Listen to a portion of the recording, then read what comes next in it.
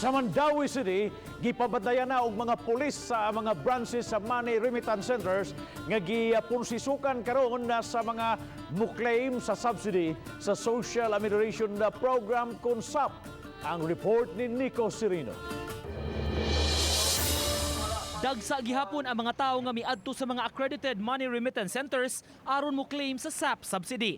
Ikaduhang hugna kini sa hinabang sa gobyerno taliwa ni ining pandemya. Kini usa ka enforcer nga na-assign sa barangay sentro mitabang na lang paghapsay sa linya sa mga tawo. Mag-alas 12 kaganiha, mag-apod-apod na unta og dugang priority numbers ang manager sa establishmento apan wa una gidayon kay mag-ilog ang mga tawo. Pero na sila kanang kwarta pero ang problema ang kuan ang kanang hinay ang internet ba hinay ang internet ba nya ang ako sa tabang na sa ni kay party man sa mong trabaho nga mag-assist sa mga tao sa social distancing.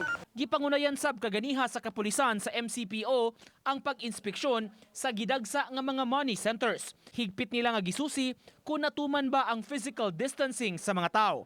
Matud sa hepe sa Station 1 sa MCPO, may mga pulis na nga gideploy sa maong mga establishmento, gawas pa sa pag-abag sa taga City Legal Enforcement Unit ug mga tanod. Ang mga tao, pamangina nga, kung dili mo follow sa atong physical distancing, sa atong health protocols, mapugos yung ipagkuhan ninyo, kanang mukhan mi nga, dili lang sa ipadayon ang kuhan, distribution kay di man mutuman.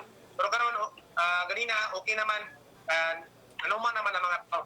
Uban ni June Solon, Nico Sereno, Balitang Bisdak.